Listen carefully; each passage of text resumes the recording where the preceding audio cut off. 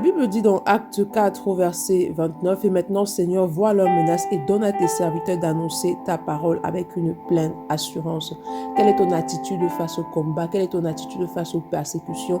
Ici, on a en fait les disciples qui étaient combattus, qui étaient attaqués, qui étaient menacés à cause de leur foi parce qu'ils propageaient l'évangile de Christ. Et eux, ce qu'ils vont faire, c'est qu'ils vont remettre la situation entre les mains de l'Éternel. Ils vont dire à Dieu, Seigneur, vois leurs menaces en fait. Ils ne sont pas mis en colère, ils n'ont pas commencé à se défendre par eux-mêmes, mais ils ont remis toutes choses entre les mains de Dieu. Donc face aux situations difficiles, peu importe ce que les autres te font, peu importe les menaces, peu importe on fait les combats, peu importe les situations difficiles, il est important que cela ne change pas ton cœur par rapport aux autres. Tu dois continuer à manifester l'amour. Toi, tout ce que tu dois faire, c'est de remettre toutes choses entre les mains de Dieu, c'est de déposer toutes choses aux pieds du Seigneur et de continuer l'œuvre que Dieu a mis entre tes mains. Parce qu'ils ont demandé à Dieu, en fait, la force d'annoncer la parole avec assurance, que malgré les difficultés, qu'ils ne puissent pas perdre l'occasion de propager l'évangile de Christ. Et c'est pareil pour toi, peu importe les situations, cela ne doit pas te ralentir dans le travail que Dieu t'a assigné. C'est pourquoi ce matin, demande au Saint-Esprit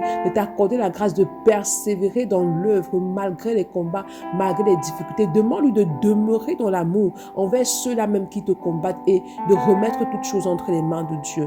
Bonne journée. Shalom.